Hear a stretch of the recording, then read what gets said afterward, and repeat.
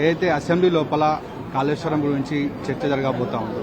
దీనికి BRS party వాళ్ళు దాన్ని అడ్డుకోవాలని చెప్పేసి అనేక ప్రయత్నాలు చేస్తూ ఉన్నారు. హైకోర్టులో కూడా వాళ్ళు పిటిషన్ వేయడం జరిగింది. మరి కాంగ్రెస్ పార్టీ ఏ విధంగా ముందుకు పోతుంది? చర్చ ఖచ్చితంగా జరుగుతుందా, లేకపోతే హైకోర్టు ఏమైనా ఆదేశించే అవకాశాలు? ఎక్కడన్నా కూడా ముందు 2017లో కాళేశ్వరం రిపోర్ట్ పెట్టినప్పుడు కూడా కేసీఆర్ గారు ఇదే అసెంబ్లీ సాక్షిగా ఆ రోజు కాళేశ్వరం ఏదైతే ప్రాజెక్ట్ సంబంధించి పవర్ పాయింట్ ప్రజెంటేషన్ చేశారు. దాని తర్వాత ఆ రోజున్న మా సీఎల్పీ నాయకులు జానారెడ్డి గారు మా ఎమ్మెల్యేలు రిక్వెస్ట్ చేసి మాకు కూడా అవకాశం ఇవ్వండి. ఆ రోజు అసెంబ్లీలో ఇవ్వలేదు. ఇవ్వకపోతే రావి నారాయణ రెడ్డి ఆడిటోరియంలో ఈరోజు బీఆర్ఎస్ పార్టీ శాసన మండలి సభ్యునిగా ఉన్న దాసోజు శ్రవణ్ గారే ఆ రోజు ఉత్తమ్ కుమార్ రెడ్డి గారితో కంప్లీట్గా పవర్ పాయింట్ ప్రజెంటేషన్ చేసి ఏ రకంగా కాళేశ్వరం వల్ల ఇబ్బందులు జరగబోతాయి, ఇబ్బందులు తలెత్తుతాయి, ఏ రకమైన ఇబ్బందులు వస్తాయి చెప్పినప్పటికీ కూడా ఒంటెద్దు పోకడతోటి మేము చేసేదే కరెక్ట్ అనే ఉద్దేశంతో అవగాహన లేకుండా స్వార్థ ప్రయోజనాల కోసం కాళేశ్వరం ప్రాజెక్ట్ని కడితే దాని తర్వాత 2 పిల్లర్లు కుంగితే మొదట్లేమో బాంబు పెట్టి పేల్చిరు, దానిపైన ఎఫ్ఐఆర్ అయిందని చెప్పి ఆ రకంగా మాట్లాడారు. తర్వాత కాళేశ్వరం దానిపైన మీరు కమిషన్ ఇవ్వండి, మేము ఏదైతే దాన్ని ప్రూవ్ చేసుకుంటామని చెప్పారు. దాని తర్వాత కమిషన్ ఒక రిపోర్ట్ ఇచ్చినాక రిపోర్ట్ని అసెంబ్లీలో పెట్టి చర్చ పెడతామంటే గుమ్మడికాయ దొంగలు ఎవరంటే భుజాలు తడుముకునే విధంగా అటు కేసీఆర్ గారు హరీష్ రావు గారు ఇద్దరు కూడా హైకోర్టులో లంచ్ మోషన్ మూవ్ చేసి ఈ రిపోర్ట్ని అసెంబ్లీలో ప్రవేశపెట్టొద్దు, ఈ విషయం పైన మాట్లాడదు, రిపోర్ట్ బేస్ చేసుకుని చర్యలు తీసుకోవద్దనే ఉద్దేశంతో చాలా స్పష్టంగా వారు తప్పు చేశారు కాబట్టి వారి యొక్క భయం ఈరోజు చాలా స్పష్టంగా బయటపడ్డది.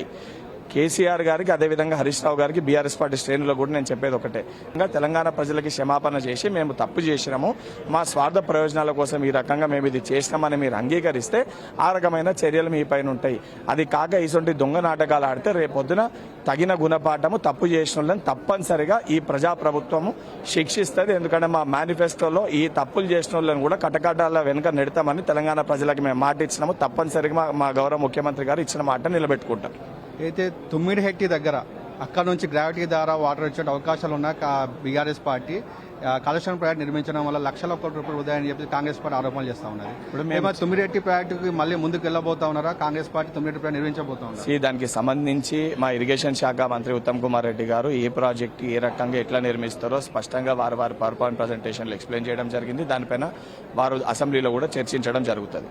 కానీ కాళేశ్వరం విషయంలో తప్పు జరగనప్పుడు రిపోర్ట్ వచ్చినప్పుడు ఆ రిపోర్ట్ పైన చర్చించడానికి బీఆర్ఎస్ పార్టీ నాయకులు కేసీఆర్ హరీష్ రావు గారు ఈరోజు భయపడుతున్నారంటే చాలా స్పష్టంగా తెలంగాణ ప్రజలకు కూడా అర్థమవుతుంది. వాళ్ళు దొంగతనం చేశారు కాబట్టి, వారు తప్పు చేశారు కాబట్టి ఈరోజు దానిపైన చర్యలు తీసుకుంటారన్న ఒక భయంతో కేసీఆర్ గారు హరీష్ రావు గారు లంచ్ మోషన్ మూవ్ చేసి దాన్ని చర్చించకూడదు, పెట్టకూడదు అని చెప్పి మాట్లాడడం జరుగుతుంది.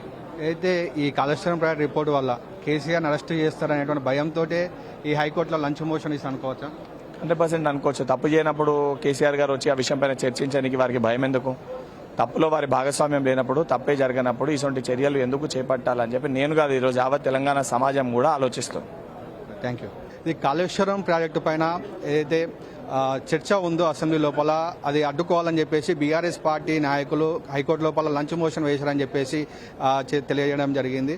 కెమెరామెన్ మహేష్తో ప్రసన్న కుమార్.